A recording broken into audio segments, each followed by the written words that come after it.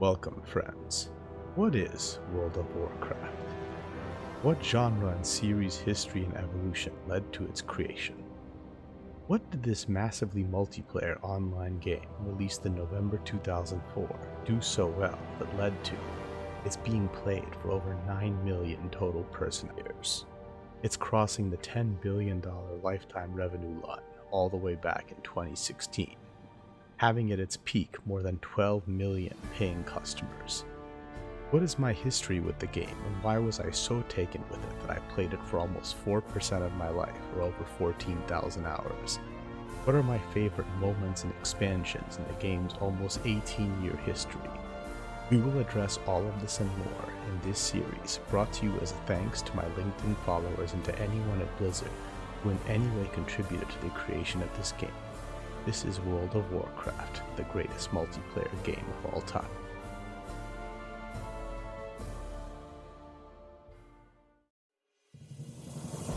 Part 1.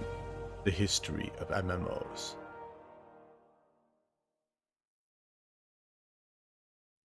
To understand World of Warcraft's greatness, we must first establish some background both on the MMO genre and the Warcraft series. Let's start with MMOs and first, for those who may not have played them, what that even means. Massive multiplayer online games, or in WoW's case, MMORPGs, massive multiplayer online role-playing games, were defined by Richard Garriott, who created Ultima Online in 1997, although this was on the heels of Dale Addington, who first coined the term MMOG, or massive multiplayer online game, at E3 in 1995 for the title Confirmed Kill. However, the origins began many decades before even that. MMORPGs are online video games in which a huge number of players interact together across a common server that is persistent, meaning even when the player is offline, the world and its characters continue to change. Most such titles have a fantasy theme, although there is variance, and most involve a player increasing the power of a character, colloquially known as a toon, that they control through progression, typically earned by gaining experience through activities such as killing monsters or other players, completing objectives, exploration, or crafting items. Working with other players through in-game groups called guilds or clans is also typically a critical part of this experience, especially as it pertains to large-scale battles against computer-controlled monsters, termed PvE, or player versus enemy, or in large-scale battles against other players, termed PvP, player versus player. Typically, players' primary goal is to achieve their character's maximum level, beyond which they cannot earn further experience, although they then unlock many additional abilities and activities. The final phase of play is termed the endgame, because it is the portion of gameplay available at the end of character level progression, signaling a new priority loop for the player in maximizing their equipable armor, weapons, and other gear to then again engage in more and harder endgame activities. Players often seek accomplishments in-game just for fun, or for achievement tags, cosmetic items like rideable mounts, pets, and outfits that they can enjoy and show to friends. The experience I have just described encapsulates almost all mainstream MMORPGs, although we must travel back to the 1970s to understand how we got here and built the modern game's feature set. Let's examine this across the 5 phases of MMO development prior to WoW's launch, which I will explain in just a moment. And here we are. 1. Early online games and Play-Doh. I'll explain what that is in a moment, 1972 to 1979. 2. First-generation pre-NSFNET MORPGs, 1980 to 1990. MORPGs are multiplayer online role-playing games, but not massive, which implies thousands of simultaneous players. Allow me to clarify that when I say pre-NSFNET and post-NSFNET, I intend this as shorthand for pre and post the NSFNET's relaxation of network access. I'll explain what the NSFNET is in just a moment. 3. First-generation post-NSFNET MMORPGs, 1991 to 1995. 4. First-generation 3D MMORPGs, 1996 to 2000. 5. Second-generation MMORPGs, 2001 to 2004. And then, of course, World of Warcraft launched in November 2004. Before starting these phases, I have to say a quick word about that NSFNET. That stands for the National Science Foundation Network. This is critically important in understanding the timing of growth for online games. Originally a program across 5 supercomputer sites that created networks supporting NSF research, this public-private partnership established much of our modern internet infrastructure. Until 1989, access to this network was restricted other than to certain universities and government entities. We can tie the granting of private access to this network and its upgrades from 56 kilobytes in 1986 to 1.5 megabits in 1988 to 45 megabits in 1991 directly to leaps in multiplayer online game sophistication. Now back to our 5 pre-WoW phases. Let's take a deep dive now on each of them in turn. Phase 1. Early online games in Plato, 1972 to 1979. In this first phase, prior to any online capabilities, our MMO story begins with world building. We must split development into 2 categories. Those titles created for mainstream use, which involve text and parsed commands, and those more complex games made for the Plato system, and I'll explain what that is in a moment. So for our first category, early online games for everybody. Let's talk about 3 of them. Colossal Cave Adventure, released in 1976, allowed players to move through tens of areas in which they interacted with objects and could enter simple commands with the program telling their story. An early teletype game, this established the game should be interactive, they should be big, and they should have many places you can go. A second title is Zork, created in 1977, which was inspired by Colossal Cave Adventure. Zork moved the genre forward by establishing new standards in storytelling and command sophistication, leading to a long-lived series in the process. Finally, Mud, or Multi-User Dungeon, came in 1978, inspired by a dungeon variant of Zork. Now, players could gain points to advance a character, also receiving additional capabilities as they advance. Now we need to talk for a second about Plato. Plato, or Program Logic for Automatic Teaching Operations, was a highly sophisticated computer-aided instruction system that ran on mainframe computers. These capabilities allowed for games with multiple users and graphical capability not available on personal systems at the time. Titles such as Spasm, a 32-person space battler with chat support, and Avatar, a game in which up to 15 people could enter a dungeon and fight monsters together, established basic cooperative gameplay and conversational abilities. Let's go to our second phase, first generation pre-NSFNET MMORPGs, 1980 to 1990. In this second phase, 3 things happened. First, developers began to utilize basic online capability to enhance their game experiences. Second, games on personal computers gained limited graphical capabilities. Third, additional future standard features of MMORPGs were introduced. Island of Kesmai, released in 1985, further enhanced the standards of character creation, use of chat, and graphical interfaces in the genre. The game had one of the first notable online questing systems and allowed players to enjoy turn-based combat that yielded items or completed quests. Habitat, which entered beta in 1986, was backed by LucasArts and available on the Quantum Link network, the precursor to America Online. A graphical MUD, players had their own graphical avatars and had a broad system of self-governance by players. The game was notable for raising the standards of graphics in MMORPGs and in broadening the imagination of what gameplay systems and player interaction could look like. Avalon: The Legend Lives was released in 1989. While a text-based game, this title was critical in originating and greatly furthering many genre features such as game economies, varying eco-zones, weather, player housing, PvP, professions and skills, and item ownership. It should be noted that while many of these games were free, using the services they were available on, such as CompuServe, could cost anywhere from $6 to $12 per hour, establishing the precedent and customer expectation of paid access and premium pricing at that for such services. Our next phase, 3. First generation post-NSFNET MMORPGs, 1991-1995. 1991 was a terrific year in the advancement of MMORPGs. I will mention 2 legendary titles, both released that year, that had critical impact on genre development. Neverwinter Nights, available from 1991 to 1997 on AOL, was the first multiplayer, but not massively multiplayer, online role-playing game with full graphical capabilities. The player's character, geographic location, and combat were all displayed through graphics rather than text. At its peak, now free as part of an AOL subscription, the game had over 115,000 players, with a peak concurrent player count over 2,000. In addition to graphics, Neverwinter Nights was significant in advancing the importance and capabilities of guilds and world and player events within MMO worlds. Shadow of Eusebius, a competing product published by Sierra Online, existed during roughly the same period from 1991 to 1996, provided as part of the Sierra Network's paid membership. An interesting feature of the Sierra Network, as opposed to games on AOL or CompuServe, is it was a dedicated paid service just for games, which made this much closer in paid experience to modern subscription MMOs today. I know for most friends my age who are no longer kids at this time, this was the main draw to the service. If you can imagine this, the game was $4 per hour, or you could pay $150 per month for an unlimited package. In 1991, which is $326 today, makes you feel a lot better about your $12 monthly for WoW, right? The game had very robust graphics for the time, with rooms eventually welcoming up to 60 people for adventures in groups of up to 4 through turn-based combat and exploration. The game also furthered the conventions of expected classes. They called them professions, with 6 choices and with races. They offered 8. You can see the group of 4 there in the party. Now to our fourth phase, first generation 3D MMORPGs. In this generation, we make the true leap to massively multiplayer online games. Here are 3 key innovators.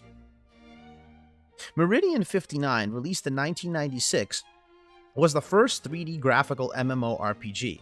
Other key innovations included more robust and latency-reduced PvP, much deeper skill systems with weapon crafting and multiple magic types, upgraded guild features such as halls and customized sigils, in-game news, mail systems in-game, and the expectation of regular expansions. Ultima Online, released in 1997, was the industry's first true MMORPG winner. Hitting peak subscribers of roughly 250,000, each paying both for the game at $55 and a $10 per month fee, it was the fastest-selling internet-only game ever. The game's key innovations included the technical advances that allowed the game to support well over 13,000 simultaneous players, much greater depth to game economy, and the size and scope of the game world and activities. Everquest released it in 1999, I will discuss fully in our next video, but let's leave it at the fact that Everquest blew even Ultima's numbers out of the water, reaching an active subscriber peak of 550,000, almost double that of Ultima Online. We will discuss all the reasons for Everquest's success next week in a dedicated video. And now our final phase, Phase 5, second generation MMORPGs 2001 to 2004. Finally, I will say a brief word about a few titles in this generation of MMORPGs. While there were fewer major jumps in features or capabilities, other than a few key things I want to call out for City of Heroes, each title here advanced the graphical, technical, or feature sophistication of the genre in important ways. Dark Age of Camelot, released in 2001, advanced the concept of realm versus realm gameplay with 3 realms at a constant state of war, as well as allowing cross-guild cooperation and alliances. RuneScape, released in 2001, was originally a browser game and provided a much more open definition of purpose for players in the game. There are 28 skills and each player can do everything. The game's hardware-friendly specs and the idea that anybody could play on any system influenced future titles both within and outside of MMORPGs. Final Fantasy XI, released in 2002, was the first game to provide cross-platform play between the PS2 and a computer, and was also the first MMORPG on the Xbox 360. This also adapted RuneScape's idea of letting any player play any skill, in this case called jobs. EVE Online, released in 2003, offered perhaps the deepest MMORPG world, a galaxy filled with 7,805 star systems. The complexity and openness of player interactions has never been matched, with seemingly unlimited options for militaristic, economic, and political cooperation, competition, and intrigue. Its space setting also expanded the idea of what flavor an MMORPG could have. City of Heroes, released in 2004, offered several genre innovations that are important to note for World of Warcraft. The game included a robust and flexible character creator, the idea of dynamic world zones in which activities would occur, a sidekick element where players of different levels could temporarily scale to each other to play together, and greater depth in quest variety and acquisition, how you could tackle these with teammates. The game also had a robust cosmetic title acquisition system and improvements to in-game shop features and design. In our next video, we will focus on Everquest for reasons I look forward to explaining then.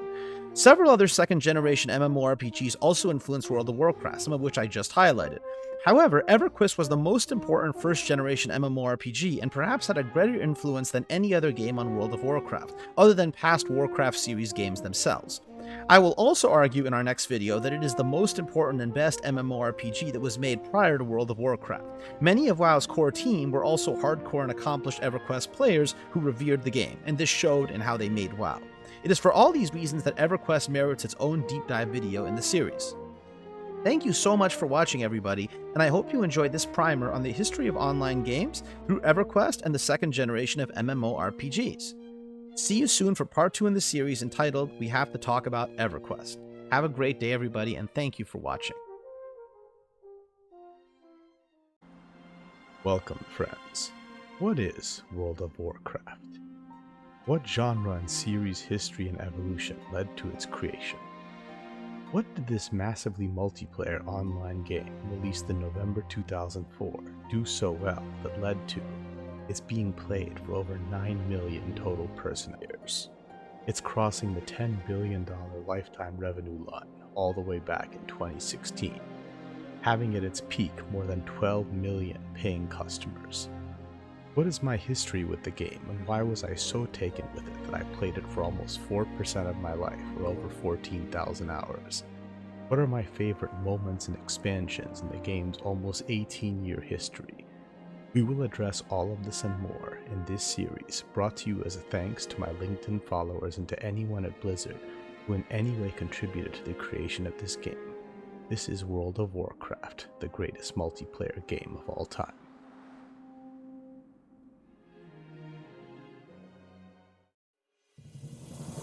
Part 2.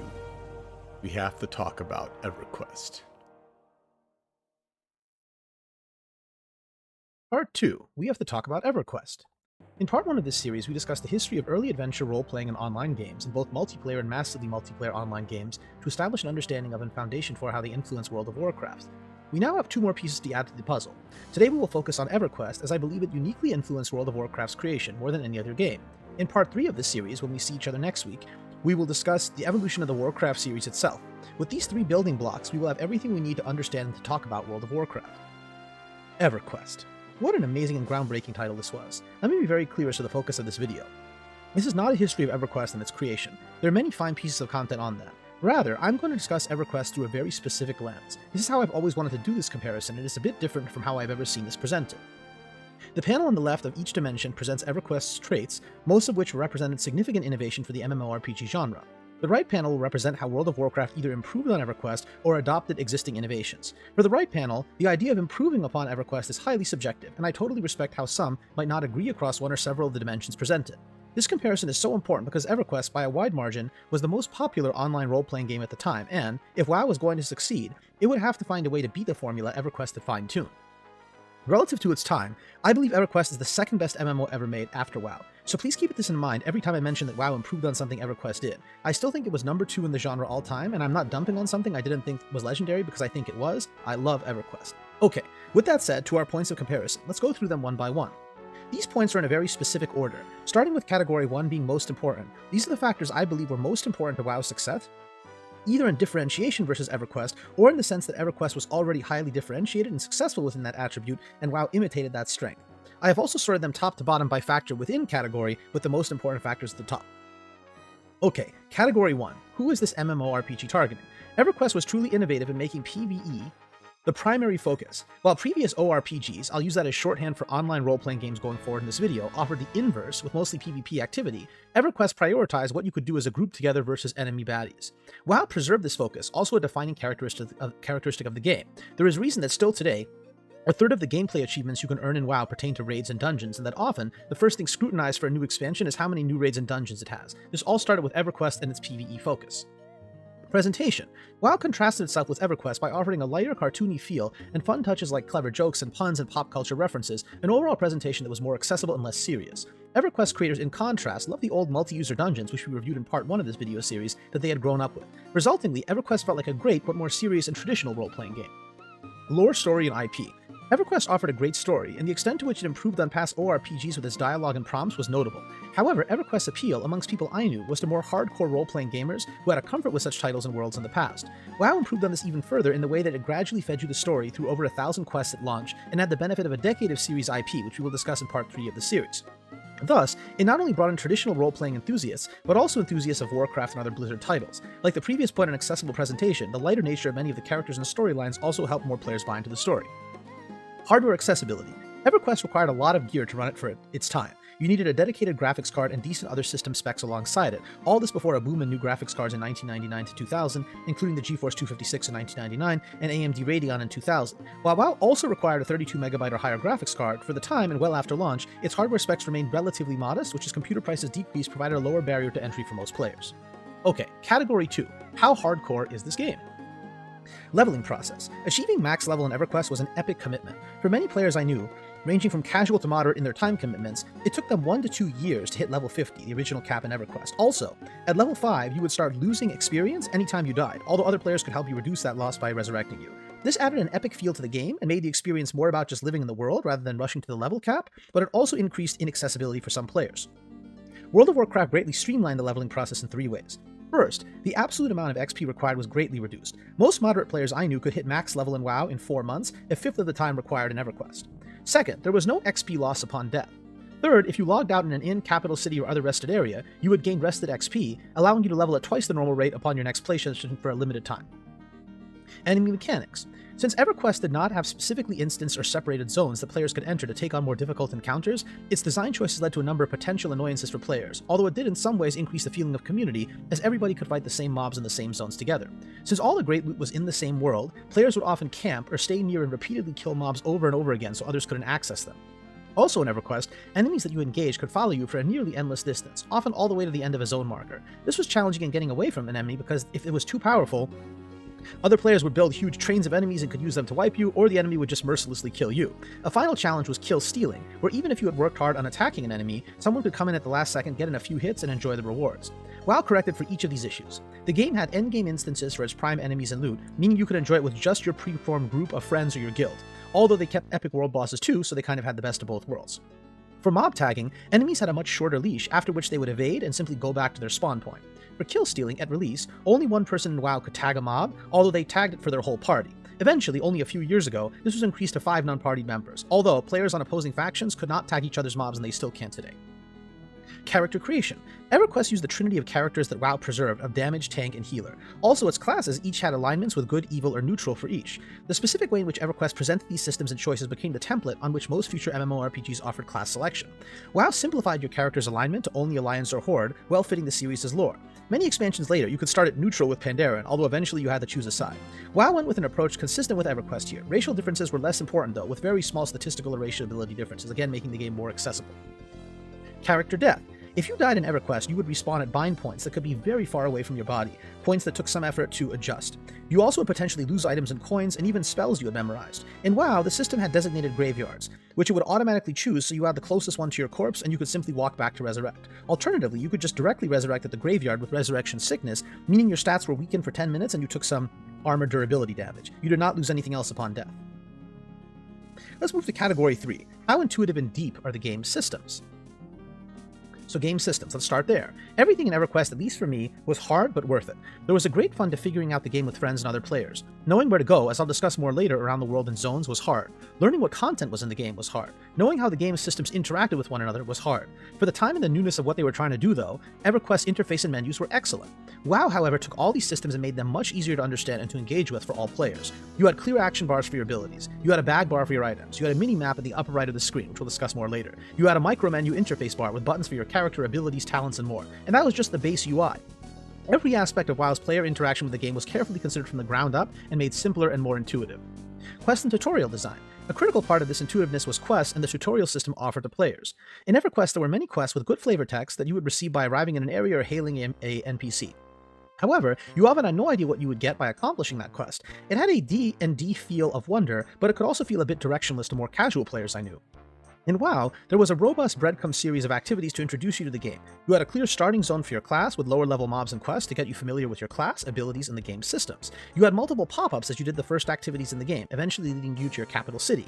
You had well-placed quests that nudged you to the next skill or location or game system.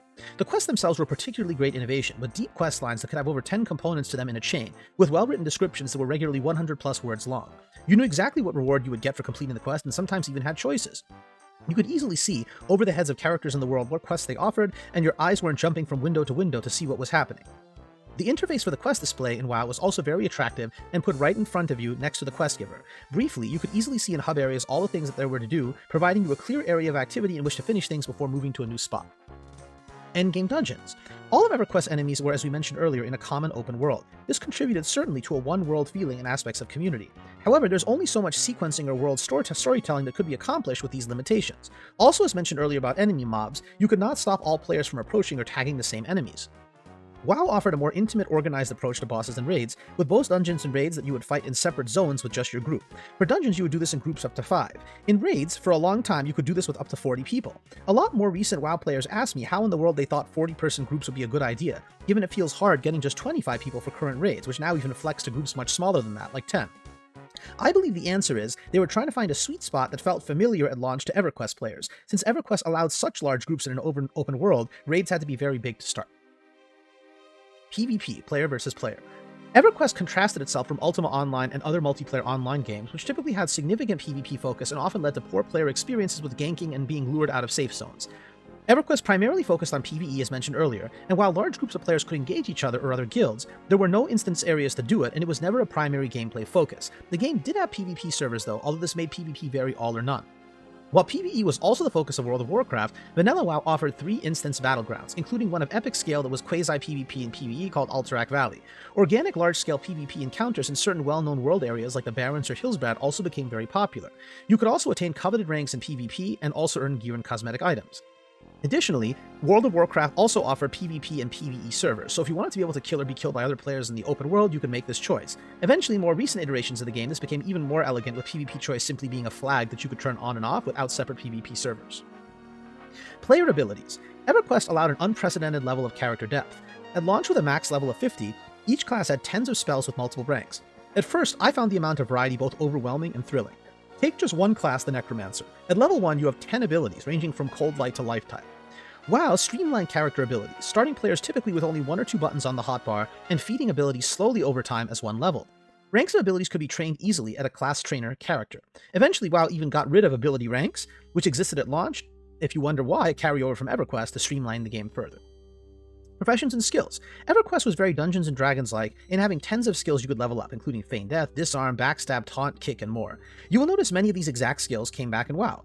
There were also 11 trade skills, a partial list of which was alchemy, baking, tailoring, and even more. Again, a number of these activities came back in WoW. This was amongst the most robust set of skills and abilities ever seen in an ORPG. WoW streamlined these skills quite a bit, and instead put everything into one category, abilities, some of which were locked to certain classes. For trade skills, which WoW called professions, there was a balance between 3 secondary skills that everybody could learn, first aid, cooking, fishing, and a choice of 2 primary professions amongst 9 total, setting up trading and comparative advantages between players because they couldn't do everything themselves on one character. Acquiring trade skill recipes was also more forgiving in WoW, with some very rare recipes having books in the world, but most trainable. In Everquest, many recipes had to be found in more complex ways. WoW also had some other skills like those for weapons, but even most of those were streamlined out of the game over time. But now you know where they came from, they were carryovers from some of those principles in Everquest. Talents. While Everquest had great skills and abilities as discussed just now, it did not have a talent tree that allowed you to further customize your character, although it did have stats, gears, and trophies you could earn for completing objectives in each expansion. WoW had 3 talent trees for each class, such as Fire, Frost, and Arcane for mages, as you can see here, allowing you to put 51 points into individual talent choices, and even spreading them across multiple trees, with a major ability earned at the bottom of each one. You earned 1 talent point with each level starting at 10, allowing great individualization and customization of your character. This was a great step forward in character choice. Controls and UI. We must remember that Everquest was meant to provide a natural graphical evolution of past MUD games. Thus, much of your interaction remained a combination of clicking and text. Want to accept a quest or talk to a character? You would have to target them, then press H to hail them, and then read text in a window in a box below the character. Want to find things? You would press Ctrl F and open up a separate find window. Buttons were simply macros you could create of text strings. Everything took a lot of effort, and it felt just like what I said, a much improved graphical MUD, but still a MUD. WoW streamlined every aspect of controls. Quest NPCs would pop up a dialog window right next to them when you clicked on them, and you would just press accept. All abilities were bound to a wider range of hotbars with more buttons. If you still wanted the old-fashioned text queue options, you even had a macro creator so you could create your own prompts. A lot of WoW players often ask me why that exists, and I believe it was to preserve a link to that gameplay expectation for Everquest players. WoW introduced a global cooldown for abilities, so actions also required greater thought, and players couldn't just wildly spam abilities. Auction House. Everquest innovated with its use of the Bazaar, which allowed you to more easily trade and barter with others. However, you had to stand in the Bazaar and be online to do this. It was not until the Reign of Fear expansion to Everquest in 2012, 13 years after launch, that you could do offline trading. WoW had an offline auction house from the start of the game, and as of 2006, 2 years after launch, a better linked one across Alliance and Horde auction sites as well as neutral ones. For many reasons, this system was much more practical and player-friendly and aided the economy. Friends, due to 15-minute limitations on native LinkedIn videos, we will stop part 2 now, and I will be back in a next video to finish the rest of this video. Thank you so much for watching, and I'll see you in just a bit. Bye.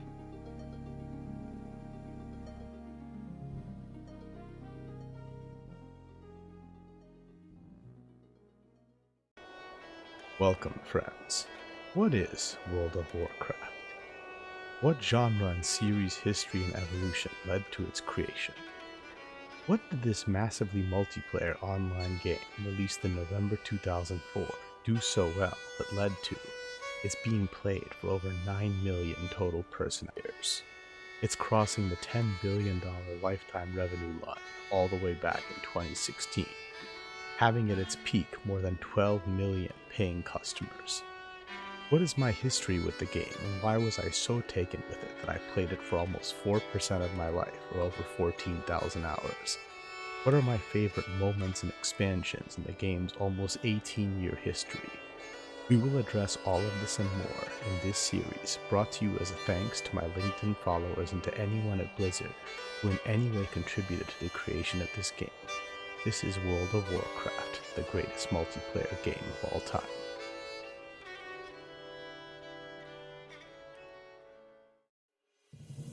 Part 2. We have to talk about Everquest continued. Hi friends, thanks for coming back for the second section of our Part 2 of this 7-part series on World of Warcraft, the greatest multiplayer game of all time. Last time we took on the first few sections in talking about categories of comparison between World of Warcraft and Everquest. Category 1, who is this MMORPG targeting? Category 2, how hardcore is this game? And Category 3, how intuitive and deep are this game's systems? Let's go ahead and close out with Category 4 today and some comments at the end. Thank you, and I hope you enjoyed this video. Our last section, Category 4, how easy and enjoyable is it to explore the world? So, world size and variety. Everquest well exceeded the size of past ORPGs with an insane overall space to explore, eventually growing to almost 300 square miles. WoW is not as big as this, with Azeroth originally containing a space under 100 square miles. Still, both are by any standard absurdly large, and well exceeded standards in past games. However, the amount of zone variation and detailing in WoW improved upon Everquest when combined with increased graphical standards. Zone design. The amount of world that you could explore without a loading screen in Everquest was impressive and improved significantly on past games. When coupled with the fact that fights were not yet instanced, you could see and do an awful lot before your hard drive got spinning. However, WoW improved on this significantly. By streaming in content, loading between zones, unless they were instanced, was entirely removed. You mostly only had loading screens of changing continents. Additionally, as you entered a name, place, or new zone, text on the screen let you know that this had happened, and you could even earn experience for going there the first time and unlocking it on the map. These improvements made exploration much more seamless, intuitive, and fun. World travel. Everquest travel was epic and impressive, and offered you many options for getting around the world. You could obtain mounts, but they were hard to get and expensive. You could take things like ferries, but they could take 40 minutes to arrive. WoW took Everquest's innovations in travel and again streamlined them. Getting a basic mount was as simple as hitting level 40, going to a trainer, and purchasing one for a relatively modest amount of gold. Voila! You moved 60% faster. Things like zeppelins and boats in WoW for travel came regularly, and after a short travel time would blur into a loading screen. Before flying, which was not added to the game until 2007, it cannot be exaggerated how much these other ground travel features improved quality of life. Also, WoW's eventual addition of flying only made getting around so much easier. Maps. Everquest had no maps, no world maps, no mini-maps. You had to know everything by feel and landmarks, help from other players, and some external sites that help with details. On one hand, this was quite immersive and fun and led to greater player cooperation. On the other hand, this game component was very inaccessible to less serious players. WoW had detailed and beautiful maps for its continents, zones, and subzones from moment one. It had a mini-map with many customizable details as to characters and points of interest that you could toggle on and off. Also, as mentioned earlier, you were regularly reminded by the UI of changes in location. Solo play. Everquest is not a game that you could easily enjoy as a solo player. Outside of some specific classes like necromancers, it was very hard, if not impossible, and slow to kill enemies and to level on your own. WoW allowed solo play until endgame as a totally viable way of maximizing your character's level. Quests and monsters were much easier to defeat, and even healing classes could get through objectives on their own. Dungeons and raids required groups, as did occasional group quests, but a player could very reasonably hit maximum level entirely on their own. This allowed players to enjoy a wider array of playstyles and to play when it was most convenient for them, as opposed to only being able to enjoy the game most when others were on. Graphics. Everquest graphics blew previous ORPGs out of the water. A world rendered entirely in 3D that utilized new dedicated graphics cards. You could view the world from several angles and views. The game provided day-night cycles and weather effects, and spells, lighting, and even particle effects were greatly improved. While WoW still had relatively low polygon counts, an intentional choice as part of accessibility to allow it to be played by more users, its artistic direction was unparalleled. The level of detail and consideration given to every zone and small nuance raised standards for the genre. They also preserved many of the now expected standards that Everquest had innovated, such as improvements in environmental and ability effects. They also preserved camera flexibility. The jump between Everquest and WoW reminds me a bit of the jump from Pitfall to Super Mario Bros., where Pitfall was mind-blowing for the time, but then Super Mario Bros. Made it and all other titles on the Atari look simplistic. Music and sound. Everquest's music was lovely and improved upon the variety and quality of tracks in past ORPGs. In fact, we've been listening to Everquest's music throughout this video, and I hope you enjoyed it. WoW, however, took these standards even further. With a team of 7 people across audio production and composition, including 4 people alone for music, it revolutionized musical standards in ORPGs, also providing further technical innovations such as more seamless queuing of tracks when changing zones or locations, and cues occasionally playing versus all the time. Also, many of the sound effects were borrowed from past Warcraft games. We will also discuss this in the next part of this series, thus providing a link to other already enjoyed titles, most notably Warcraft 3. Ambient music was also very well done in World of Warcraft.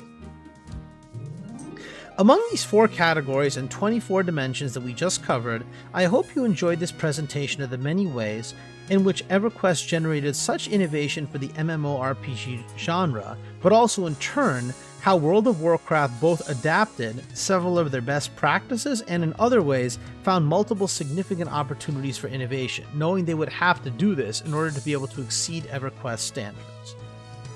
With the history of multiplayer games covered in our first presentation, and now Everquest innovations and WoW's similarities and differences to those innovations reviewed today, I invite you to join me next time for part 3 of this series, Warcraft's pre-WoW history, the final piece we require to frame our discussion of why WoW is so great, which we will discuss in part 4. Thank you, have a great day, and see you soon. Welcome, friends. What is World of Warcraft? What genre and series history and evolution led to its creation? What did this massively multiplayer online game, released in November 2004, do so well that led to its being played for over 9 million total person years? It's crossing the $10 billion lifetime revenue line all the way back in 2016, having at its peak more than 12 million paying customers. What is my history with the game, and why was I so taken with it that I played it for almost 4% of my life, or over 14,000 hours? What are my favorite moments and expansions in the game's almost 18-year history? We will address all of this and more in this series, brought to you as a thanks to my LinkedIn followers and to anyone at Blizzard who in any way contributed to the creation of this game. This is World of Warcraft, the greatest multiplayer game of all time.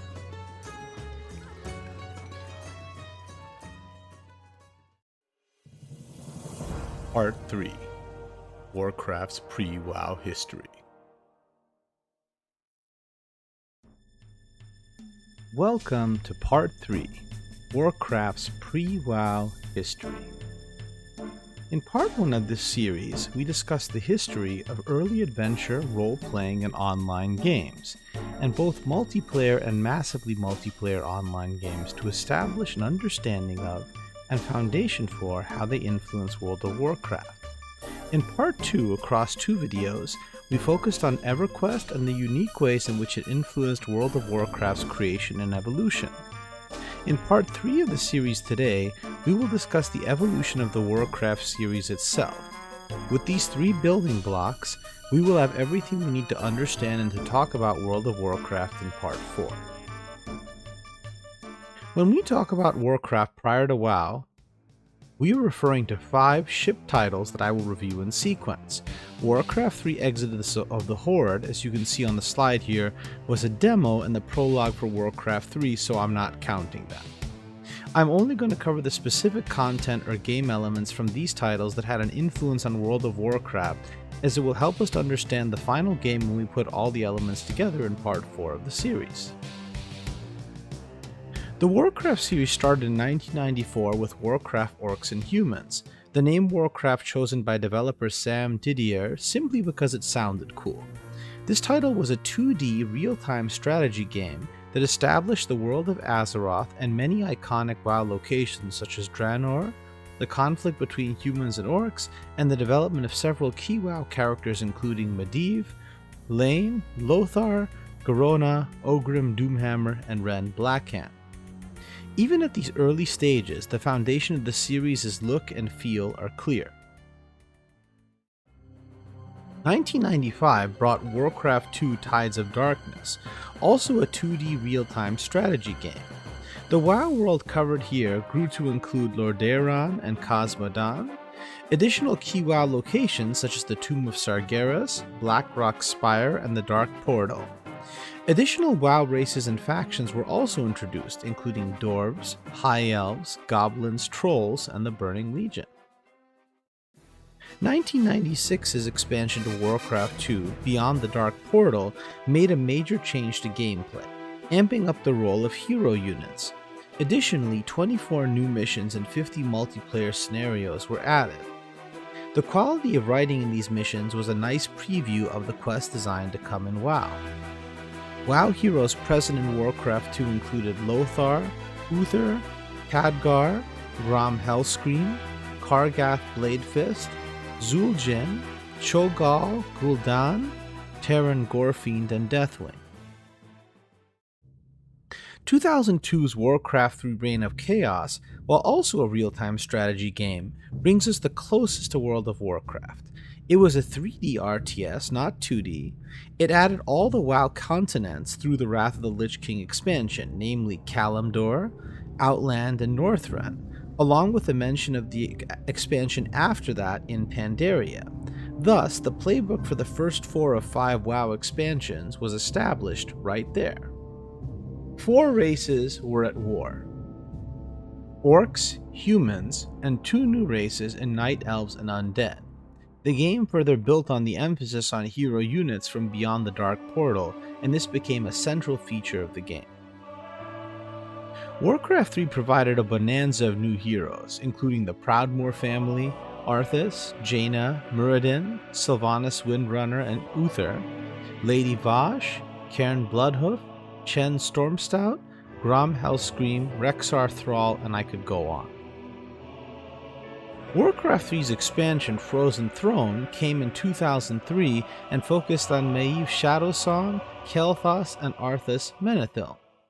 All these locations and characters will not mean much to you if you never played a Warcraft game or WoW, but all I want to establish for you or remind you of is that the locations, factions, races, characters, and look and feel of these games was excellent, and as mentioned in our Everquest video, provided an IP and design for WoW that was ready to go and familiar to existing players. As Rob Pardo, lead designer for Warcraft 3 and World of Warcraft, once said in an interview, they went through many years still utilizing a lot of the Warcraft 3 storylines before they really had to start going off on their own and developing new IP storylines. You must also understand that beyond all these characters, places, and storylines, Warcraft 3 and WoW originally shared a development timeline, with many team members working on both games. Eventually the team split into one that worked on Warcraft 3, with the other working on World of Warcraft. Even the engines for WoW were modified off Warcraft 3, and here you can see on the left one of the earliest screenshots of World of Warcraft using the Warcraft 3 engine, and on the right you can see a shot from WoW in 1999 with a placeholder town. Really cool. You can also notably see all the iconography in Warcraft 3, especially for abilities for both units, buildings, and heroes that directly found their way into WoW. Several notable music tracks and many sounds are also in both games, and we've been enjoying some Warcraft music throughout this video. I hope this brief review of past Warcraft games, especially Warcraft 3 because it's the most relevant, gives you a feel for how these titles influence World of Warcraft. Again, we had a very narrow focus for today's video, and you'll see why in our next video. In part 4, we will review what changes the WoW team had to make beyond Warcraft 3 to achieve their vision for the greatest MMO of all time, building on the precedent of past MMOs and in finding contrasts with Everquest. This next video will be a lot of fun and will pull together everything we've covered in our first 3 parts. Thank you, have a great day, and see you soon. Welcome, friends. What is World of Warcraft? What genre and series history and evolution led to its creation? What did this massively multiplayer online game, released in November 2004, do so well that led to its being played for over 9 million total person years? It's crossing the $10 billion lifetime revenue line all the way back in 2016, having at its peak more than 12 million paying customers. What is my history with the game, and why was I so taken with it that I played it for almost 4% of my life, or over 14,000 hours? What are my favorite moments and expansions in the game's almost 18-year history? We will address all of this and more in this series, brought to you as a thanks to my LinkedIn followers and to anyone at Blizzard who in any way contributed to the creation of this game. This is World of Warcraft, the greatest multiplayer game of all time.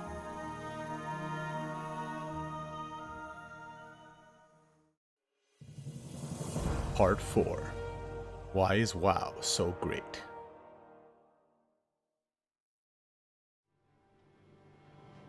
Part 4. Why is WoW so great? We are now ready to assemble all our discussion points from parts 1 through 3 to understand why World of Warcraft is so great. As a reminder, in part 1 we discussed the history of early story, online, MMORPG, and MMORPG titles. In part 2 we compared Everquest and WoW. In part 3 we reviewed the history of the Warcraft series. Here are the reasons I believe WoW is the greatest multiplayer game, role-playing game, online game, Activision Blizzard King game, and I'm sure many other greatest accolades I could come up with. Reason 1. Honoring the past. WoW provided a nod to the games that preceded it long ago, channeling elements of MUDs, although simplified and without as much text, and early online role-playing games like Shadow of Eusebius and its group intimacy, fun, presentation, and simplicity. Make no mistake that this is a role-playing game with all the things you would find in those games, but the title does a ton of the work for you under the hood so you don't feel overwhelmed and you feel comfortable. Reason 2. Learning from modern titles. WoW's team did a great job of adopting best practices from more modern titles, whether it was guild systems from games like Meridian 59, ensuring PvP remained a key focus like in Ultima Online, RuneScape's emphasis on accessibility and having many reputations and skills to achieve, and its emphasis on system specs that were also accessible, and many things from City of Heroes like an improved character creator, dynamic world moments, adopting the sidekick system for leveling with friends of different levels, improving questing quality, cosmetic titles, and having quality in-game services. It was all there. Reason 3. System accessibility. By WoW's launch, it was not as costly to get a system that could run the game, and its specs remained accessible through to today. Anybody could play WoW on basic settings, even on a work laptop or modest desktop. Reason 4. Game accessibility. Everything about World of Warcraft said to both new and old and casual and hardcore players, feel welcome and comfortable here. The game's artistic presentation had a look some derided as cartoony, which I have always loved and think of as welcoming and classic RPG trope, and I don't mean that as a bad thing. It took the classic conventions of dwarves, gnomes, orcs, humans, and classic classes, but it nailed them out of the park. The game's user interfaces were clean and easy to learn. There were much better tutorials on how to get started. You could solo almost everything short of endgame. Raiding was in instances to prevent traditional issues with all mobs being in an open world. Leveling was much quicker than other MMOs, and you could get rested boosts and wouldn't be penalized items, XP, or spells for dying. Instances had meeting stones so you could summon friends there. The game had maps and mini-maps, so you knew where you were and you could get around more easily. Skills and abilities were easier to understand and learn. Enemies lost aggro more easily, and people couldn't steal your kills. You could get a mount more easily to ride around faster, and things like boats and zeppelins had easier travel cycles than they did in titles like Everquest. The game had an auction house that you could use offline, and much more. Reason 5. Specifically, learning from Everquest. So many of the accessibility factors cited in Reason 4 just now also came from direct learnings from Everquest. WoW would need to showcase a very different experience, and even an improved one in the eyes of many players, to win over Everquest. A lot of this was around accessibility factors. In addition to those factors, a few other notable changes that further improved players' experiences, including there was something in the game for everybody. Starting the convention of a true MMO theme park, WoW had a game that everybody else copied in that you could PvE and PvP, you could just explore, you could hunt pets and achievements, you could do just skills. There were a million things to do, and surely something that could satisfy everybody. You could be a hardcore raider, or just play for fun with mom and dad. There were even designated role-playing servers. Within this, there were incredible amounts of content in the form of the instance dungeons and raids, the likes of which had not been seen in such a title before.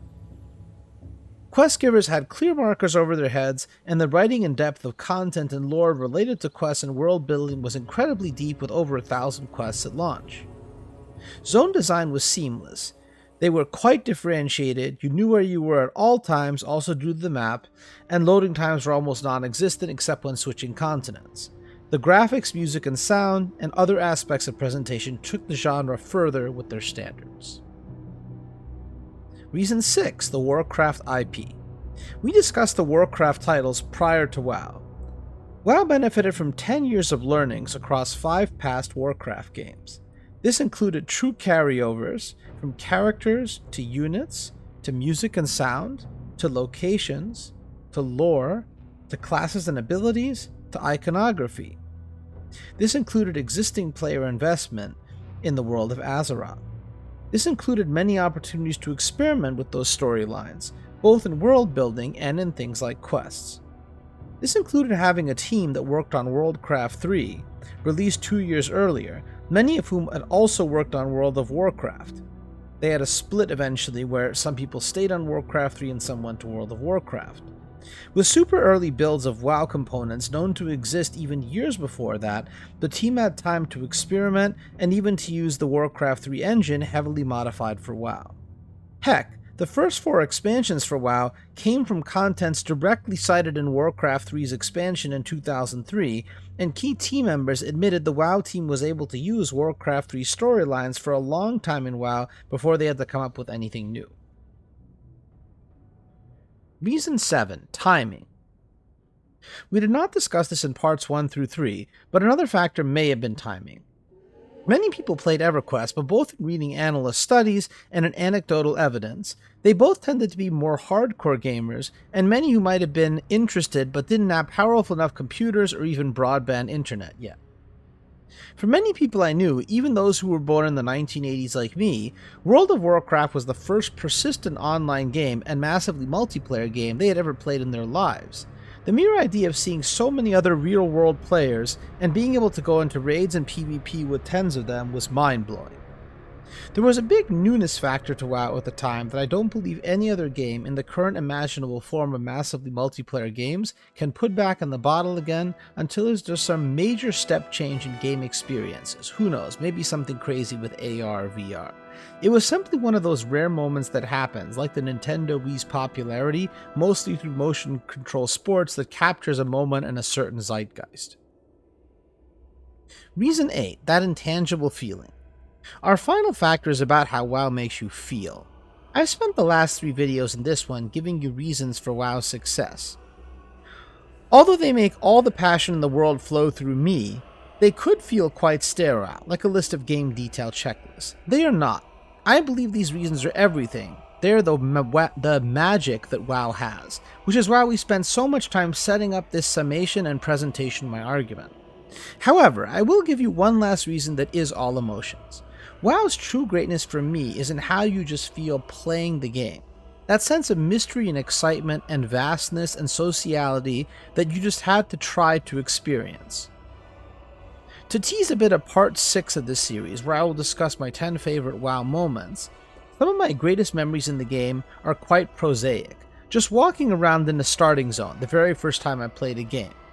Having no loading times, seeing the weather and day-night effects, hearing and feeling the music, enjoying my character as I learn a class, finding a quarry with a cave, and joining group with 2 other people and taking it down.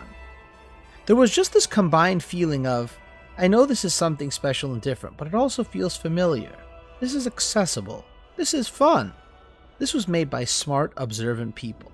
This reminds me of all the Warcraft stuff I already love. You just had to feel this out for yourself, and tens of millions of people have done just that.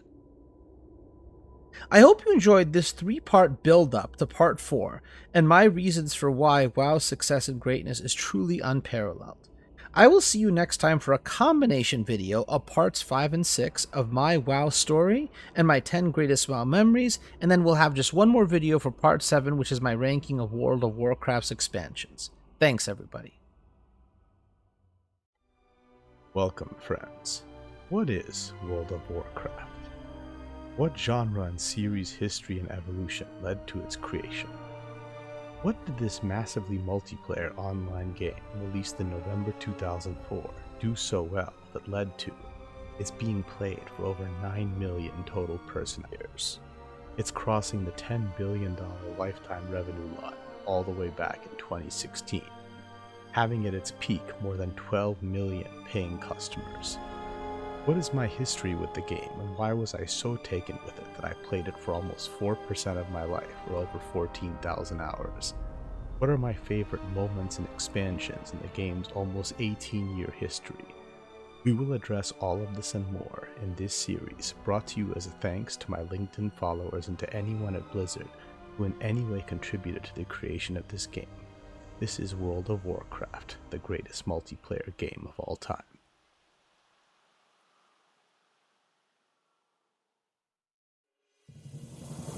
Part 5. My WoW Story.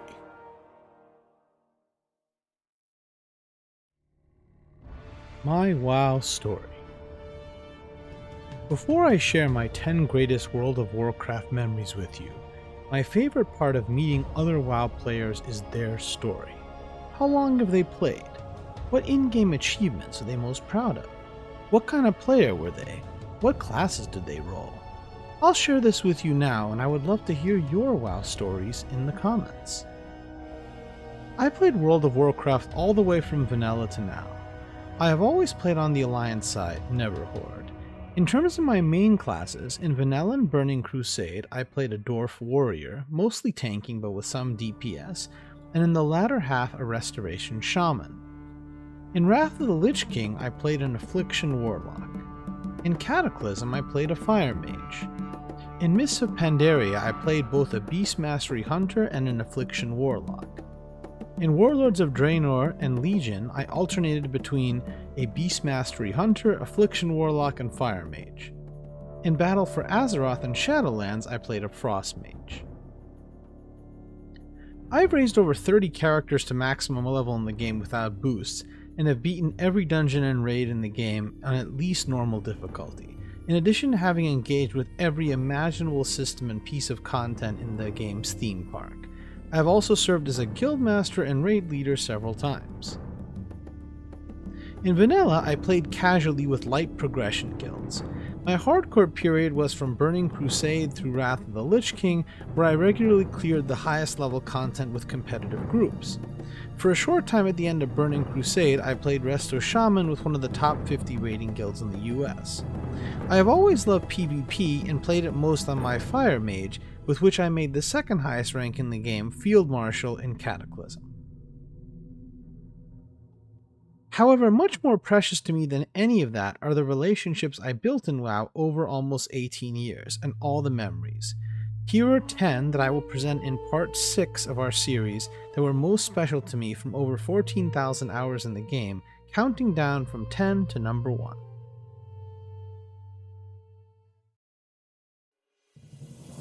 Part 6. My 10 Greatest WoW Memories. Number 10. Legion gets creative.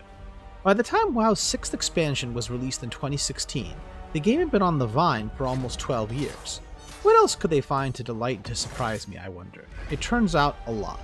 Legion brought with it the Demon Hunter class, artifact weapons and their empowerment, Mythic Plus dungeons, order halls, and a lot more. I loved all these elements, and the expansion completely re-energized my passion for the game. However, there was really something to the Order Hall and artifact weapons, in particular that feeling of kinship with other players in your class.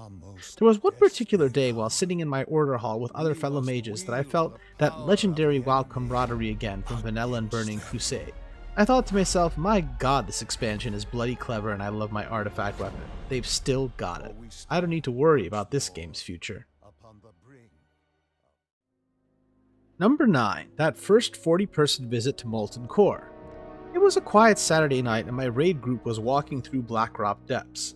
We knew what this meant. It was time to enter Molten Core for the first time. I can't express what it felt like to group with 39 other people and to take on that encounter.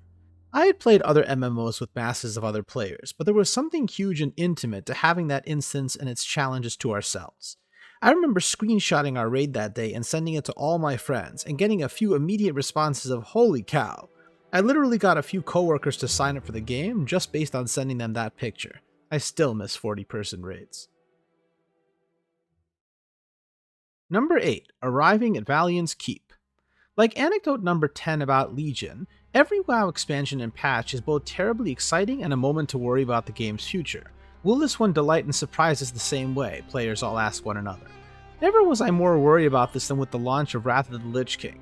Burning Crusade delivered on everything I had hoped for in an expansion. Could they do it again?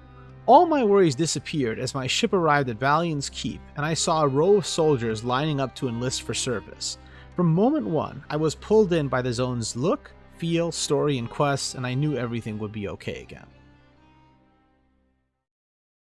Number 7. The Cataclysm Rebirth. Cataclysm took me completely by surprise. Expansions to date had been completely about new continents, new zones. Why not completely reinvent the continents and game systems that existed, Blizzard said, on top of adding new zones to boot. I was moved by how all the classic quests were redone and how the Cataclysm's effect on Azeroth were visible everywhere. It felt like I had just been gifted vanilla again, and it was a must to see every zone, every inch of the map, every NPC again, totally fresh. To point, my favorite part of that expansion was simply going back to all the places and quests in the 2 original continents.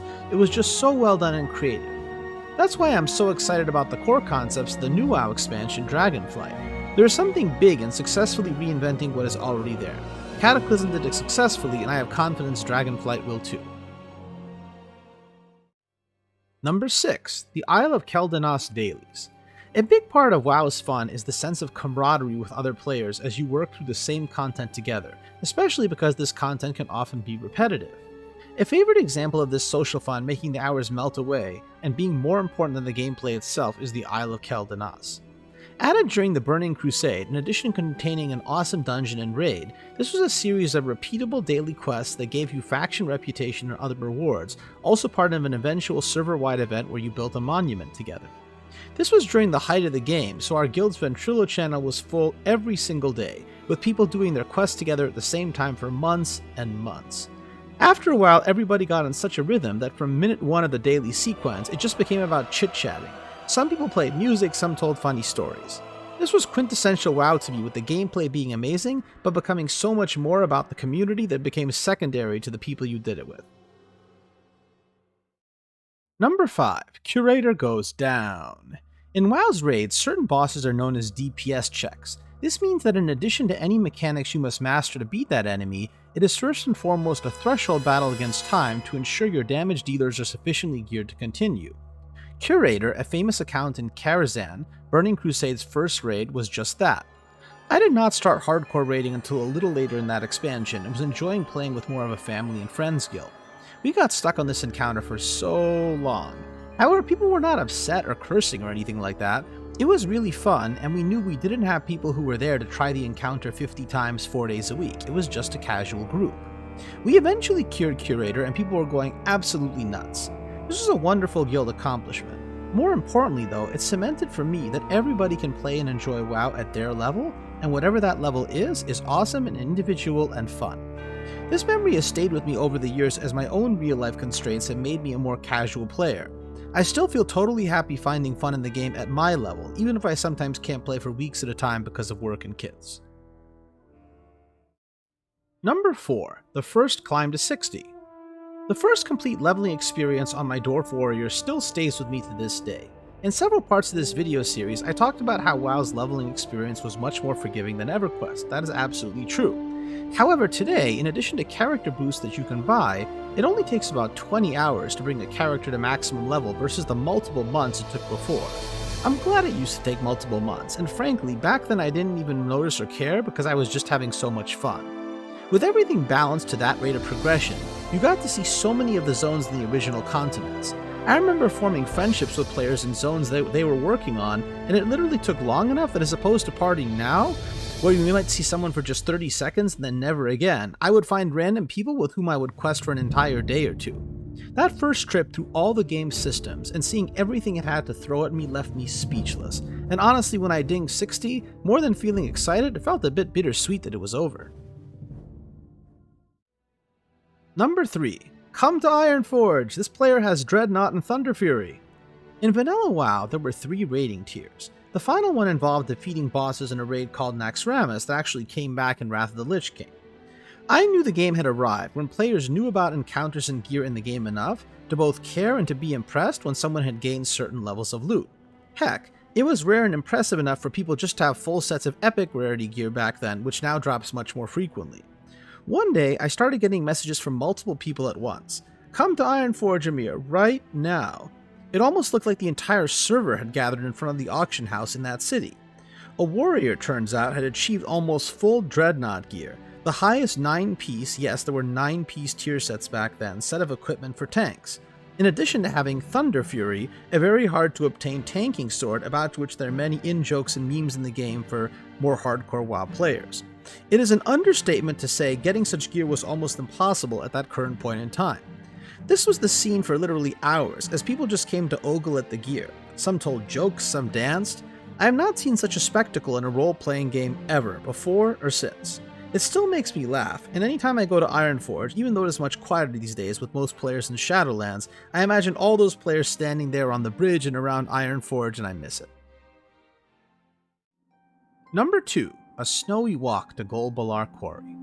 For all the talk today of grand scenes and moments, many of my dearest Warcraft memories are quiet, intimate moments, where the game simply took my breath away. A favorite is from my first hours of the game ever. I was playing a Dwarf Warrior and started in a snowy region named Dun Moreau. Eventually, Breadcrumb Crest leads you east along a quiet road. At the time I was living in New York City and it was winter. Outside my window, a beautiful snow was falling. It was peaceful, late, lovely. I alternated between looking out my window and questing. In the game, also nighttime, a beautiful snow had started. I walked along the road not knowing what to expect. All of a sudden I saw an enormous plateau. I head towards it and soon found myself in a quarry. There were multiple players there leveling, and they asked me to join a full group of 5. There were no loading screens, no pauses, just action. After the quarry, we seamlessly entered a cave where we took on trogs, brutish cave dwellers. How is this all loading and playing with such ease, I thought.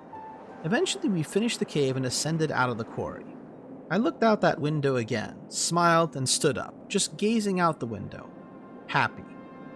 I felt a momentary link between the beauty in the world on my screen and the world right outside my apartment. My God, I thought to myself, that was astonishing.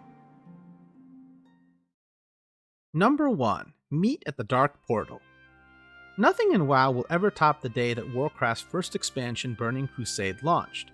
Most WoW players knew and loved the storyline and had anticipated and hoped for it for years, from Warcraft 3. Repeatedly today I have talked about the excitement and jitters that come with each WoW expansion and patch, and Burning Crusade was no exception. There had never been an expansion before. What would they do? What would it feel like? Back then the game was still not digitally distributed, so I booked my physical copy at a GameStop on the Upper West Side of New York. My best friend was getting his at a mall in Massachusetts. I went several hours early and hundreds of people were there, playing music, serving everybody snacks, playing board games on the street, sharing favorite WoW memories. I did not end up getting my copy of the game until incredibly late, racing home for the launch at local midnight, totally amped. All my guild friends stayed on chat all night waiting for the launch. Practically every player on the server was gathered at the Dark Portal in the Blasted Lands, ready to walk through to Outland finally. Once the patch was ready, players tried to enter and the server crashed. I guess it was to be expected with a billion people in one space at once. However, people were so excited this literally didn't even matter, and the WoW team was very responsive. Everybody stayed on, just on Ventrilo and chatting for almost 24 hours, waiting to finally see Outland together. People even started suggesting movies that everybody could watch in sync so we could enjoy them and talk until we could play. This is the highest level excitement, anticipation, and then successful delivery in Blizzard crushing it with the expansion that I've ever seen in video games. Thank you so much everybody for sticking with me through my WoW story and my 10 favorite World of Warcraft memories. I hope you enjoyed them, and as I mentioned before, I would love to hear your favorite WoW memories. What makes your top 10? Have a great day, and I will see you next time for the last installment in our series, Part 7, my World of Warcraft expansion rankings. Take care. Welcome, friends. What is World of Warcraft? What genre and series history and evolution led to its creation? What did this massively multiplayer online game, released in November 2004, do so well that led to it's being played for over 9 million total person years? It's crossing the $10 billion lifetime revenue line all the way back in 2016, having at its peak more than 12 million paying customers. What is my history with the game, and why was I so taken with it that I played it for almost 4% of my life, or over 14,000 hours? What are my favorite moments and expansions in the game's almost 18-year history? We will address all of this and more in this series, brought to you as a thanks to my LinkedIn followers and to anyone at Blizzard who in any way contributed to the creation of this game. This is World of Warcraft, the greatest multiplayer game of all time.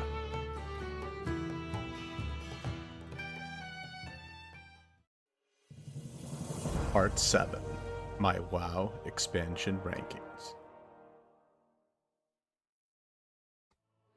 Number 8, Shadowlands.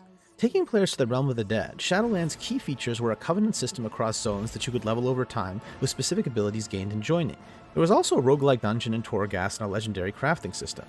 Patch 9.1 also added a mega dungeon, Tazavesh. Also a big kudos to the WoW team for finally modernizing the auction house. It runs 1,000 times more efficiently now. I liked these features and they were fun for several months. I also appreciated the level squish that decreased players' maximum from 120 to 60. The new player starting zone Exile's Reach was also a good idea. However, I am more mixed on how the game deals with this during your level experience overall. I know there's a tricky balancing act as you don't want to overwhelm new players with the amount of content. However, now many players only choose and see one expansion all the way up to entering Shadowlands, versus having to pass through each expansion on the way to maximum level. I also had some concerns around the amount of content. Even with the zones added in subsequent patches, Korthia and Zereth Mortis, these latest iterations on zone types like Argus from the Legion expansion, where they were loaded with treasures, named enemies, and other small encounters, did not sustain my interest as much as content in past expansions. There were only 3 raids, the lowest since Warlords of Draenor, only 9 dungeons versus well over 10 in some past expansions, no new PvP battlegrounds, only 7 zones, archaeology was not in Shadowlands, and there were no new classes, races, or allied races. I also did not love that most of Shadowlands zones were disjointed, rather than being able to ride or fly through them like in past continents. While I love every expansion in WoW, that's why this was lowest ranked for me. Number 7, Battle for Azeroth. Battle for Azeroth was full of creative ideas, almost all of which clicked with me. The expansion had a borrowed power mechanic of the Heart of Azeroth, which you empowered over time to gain power and unlock effects on certain gear. This mechanic replaced artifact power in the Legion expansion. While I know some did not love this grind, I truthfully did. Hunting down Azerite through every game activity, including dailies, was a blast that I never got tired of. I really love the new feature of allied races, allowing you to play as variants of current races, like Kultiran humans for example, that for all intents and purposes functioned as new races. However, you had to earn them through gameplay and building reputation with those factions, which was so fun and rewarding. Island Expedition, short fights for domination of roguelike islands and Azerite versus other players or AI were intriguing, but like scenarios in Pandaria, and maybe even more so, quickly became too repetitive relative to other expansion features. Warfronts, huge raid-based PvE fights against enemies in various cool scenarios, were cool ideas, but I have to admit I never got into it that much, not even as much as Island Expeditions. I felt the structure and guidance on what to do was left too open compared to something like BG's, and the rewards for them quickly became not worth the time commitment.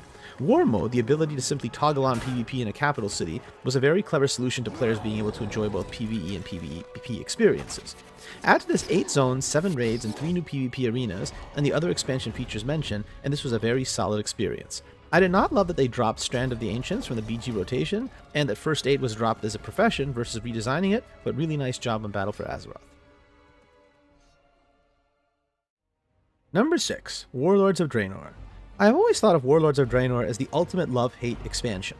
I find players sharply divided on whether to thank it or criticize it for garrisons, group finder for dungeons, character boosts, mission tables, and locking flying behind the time-gated achievement. I happen to like almost all of these features, while neutral on character boosts and achievement-based flying, in that I'm fine with them personally, but I understand why they rankle some players. Less controversial changes were things like major updates to the game's overall appearance, animations, expressions, and textures, which was much appreciated, adding mythic difficulty for raids, and increasing the flexibility of raid group sizes. I was quite fond of the entrance setup of this expansion, the sequence with Khadgar where you finally find Shadowmoon Valley. The continued engagement with Khadgar in a legendary questline was also quite enjoyable. But let's be honest, most people I knew came to their judgment of this expansion based on 2 things, garrisons and mission tables. I really loved my garrison. I enjoyed acquiring resources to level my buildings, differentiating what I had versus friends, protecting against invasions, and even finding more followers for missions in dungeons and through other quests and achievements. There was a hypnotic rhythm to running through all the activities in my garrison each day. I totally hear how some players thought this decreased social interaction in the game, but honestly I didn't see it, at least not in my experiences. If anything, the garrison became another place to hang with my friends. Warlords of Draenor, like Shadowlands, only had 3 raids, tied for the lowest of any expansion. Ashran, while still very fun, is my least favorite epic battleground. There were no new races or classes in this expansion. Still, Warlords of Draenor did a ton right, and it deserves this ranking. Number 5, Legion. Legion added several features to the game that were amongst my favorite ever. The artifact weapon system and the never-ending hunt for artifact power was wonderful. The storylines and travel back to old zones to empower these amazing weapons, all linked by activities in your class order hall, a new garrison type location, was thrilling.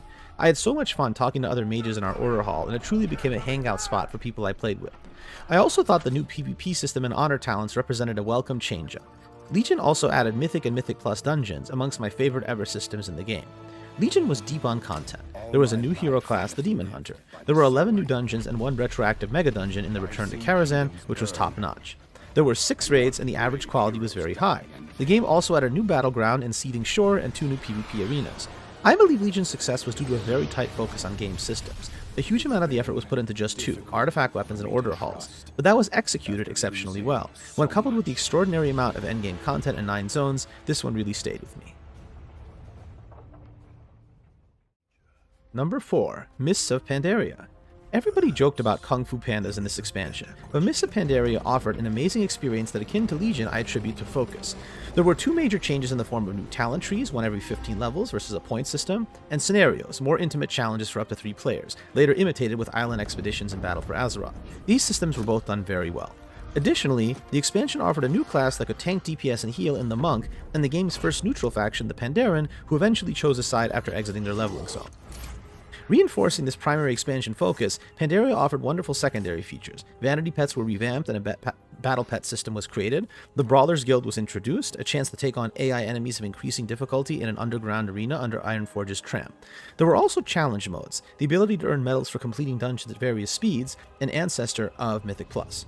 Prince Rathion also offered a fun multi-part legendary quest line, the first of its kind, which was imitated in Warlords of Draenor with Khadgar.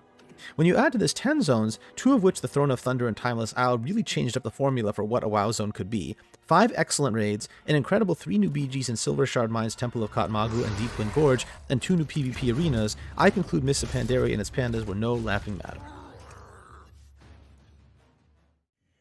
Number 3. Cataclysm. As suggested in part 6 of this video series when I discuss my top 10 WoW moments of all time, if there is one word for Cataclysm for me, it is daring. It took a lot of guts, while also adding new zones, to make the primary feature of this expansion a total reboot of the game's 2 original continents, including not only their NPCs, physical features of the landscape including capital cities and over 3,500 new quests, but also a lot more. The game's talents and leveling experiences were also modified, providing you with a first key talent point at level 10 earlier than before.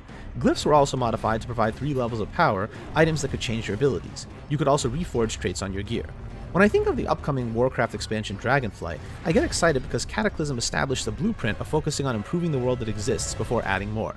This was good old-fashioned WoW content development. One major system overhaul in the world's Cataclysm, and a second in how you leveled and experienced that world, and the rest was all content. And what content it was. There were 2 new races added in Goblin and Worgen. There were 10 dungeons and 6 raids, Firelands being one of the best in the game's history. Like in Pandaria, there were 3 new battlegrounds, Battle for Gneis, Twin Peaks, and an epic one in Tol Barad. Finally, archaeology, a ton of fun, was added as a profession. I am still not crazy about the Raid Finder tool that was added in this expansion for a variety of reasons, but I have made my peace with it as it allows more players to see and enjoy all content, which is a great North Star goal. Before there was Classic WoW, Cataclysm was my classic. It truly allowed me to experience, literally, the wonder of seeing Azeroth for the first time again. I never thought I would see such a day, and that is why I am so grateful for this expansion.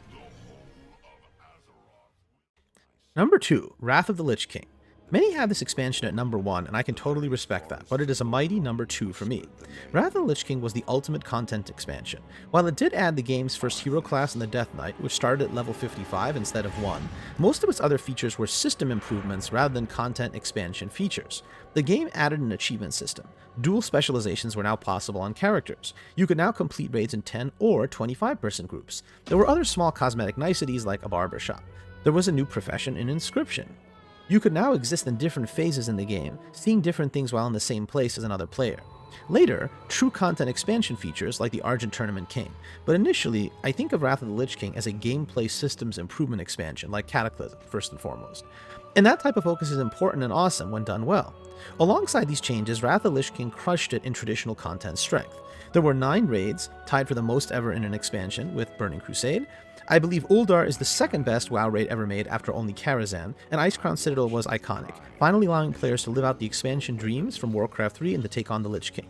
I ding the raid content though for reusing Naxxramas from Vanilla, and for most of the raids being single encounter events or boss gauntlets. This expansion, like Cataclysm and Mists of Pandaria, was one of only 3 to add 3 battlegrounds, with Strand of the Ancients and 2 epic ones in Isle of Conquest and Wintergrasp. Control of Wintergrasp even allowed a raid encounter, Vault of Archivon, for weekly loot. There was also one new arena. Dalaran was a superb expansion hub city, tying it all together. Finally, the expansion added an amazing 16 dungeons, tied with Burning Crusade for the most ever in an expansion. It was a sweet package. Only one expansion, I believe, did WoW better. Number 1. Burning Crusade. As you know from my last video on my 10 greatest WoW moments, I believe going through the Dark Portal, the realization of a storyline teased for years in Warcraft's history, to enter Outland, was the most exciting and greatest moment in WoW's history. The stakes could not have been higher to deliver on the game's first expansion. While there were no new classes, 2 new races were added to the game in Blood Elves and Draenei, one for each faction. The expansion had its share of major gameplay innovations, including flying, arenas, and the addition of jewel crafting as a profession. There was one new PvP battleground, Eye of the Storm, not 3 like in other top expansions. There were 3 new PvP arenas though, which were great, tied with Battle of Azeroth for the most in a single expansion. Still, why is Burning Crusade number 1 for me despite not having as many game systems as Wrath of the Lich King, or as many new battlegrounds or a new class? It is because what it did have in PvE content is the best there's ever been in the game. There were 16 dungeons, tied for the most ever, with Wrath of the Lich King. Whether in normal or heroic, their design and variety was impeccable, from Shattered Halls, to Underbog, to Old Hillsbrad Foothills. This was MMORPG dungeon design at its finest. But I would argue the raids were even more impressive. Karazhan, I strongly believe, is the greatest WoW raid ever made. It is the setting, slowly climbing up Medivh's creepy tower. It is the variety and quality of the 12 bosses, from guests at a dinner party, to a horseman, to a battle on a chessboard. While it is true that Gruul's Lair was a 2-boss raid, and Magtheridon's Lair only had 1, that left 7 other raids that all contain multiple encounters: Serpent Shrine Cavern, the Eye, Mount Hyjal, Black Temple, Zuluman, and Sunwell Plateau. Admittedly, Sunwell Plateau was so hard and came so late that I wish more players got to see it, and that more classes had been viable in there. Mount Hyjal was also a slightly weaker multiple boss raid in my opinion, but the other 5 could easily make any top list of the best raids ever in the game, and maybe even Sunwell could too. Raids and dungeons are not everything in World of Warcraft. Many players enjoy the game for PvP, other systems like pet battles, exploring, and quests. But as we discussed throughout this video series, we could not hide from the fact that WoW consciously, like Everquest, is designed as a PvE-first game. It is where the disproportionate amount of the gameplay is, it is where the disproportionate amount of the effort into content goes, it is where a third or more of the achievements are. I believe both the dungeons and raids in Burning Crusade were of such a high and consistent quality that when coupled with other strong traditional expansion features like Zone and Story, it rises comfortably, I might add, above Wrath of the Lich King. Every minute of this expansion was bliss, and it is the time when I played the game the most by a wide margin. It is because the game was literally perfect, or as close to perfect as possible. I'll remember all of it, but I can't pretend still that going through that portal won't always be the number 1 WoW moment in my heart. And that's it, my friends. My rankings of World of Warcraft's expansions. I can't wait until later this year when Dragonflight comes. I'm very upbeat about the game, and I hope, as I've alluded to a few times here, that it channels the same magic Cataclysm did in smartly reinvigorating the core of the Azeroth experience. I'm confident it will. Thank you for watching this entire video series with me. I know this has been a major time commitment, and I don't take it for granted for a second, your support and kindness. One more time to my followers, thank you for your support. This is the smallest possible way for me to express my appreciation to you and to everybody at Blizzard, especially those who touch World of Warcraft in any way. Thanks for making this special game. It will always be my favorite multiplayer game, and even when it comes to favorite games ever, only behind several single-player titles involving characters Mario and Link that I can count on far less than one hand. I will always treasure this transformative and iconic experience in my life. To those of you who have already enjoyed WoW, I hope I re-energize you to pick up a tune and revisit Azeroth. For those who have never played the game, I hope I gave you an enticing taste of why this title is so awe-inspiring and why you should consider giving it a try. Thanks again everybody, and for the Alliance!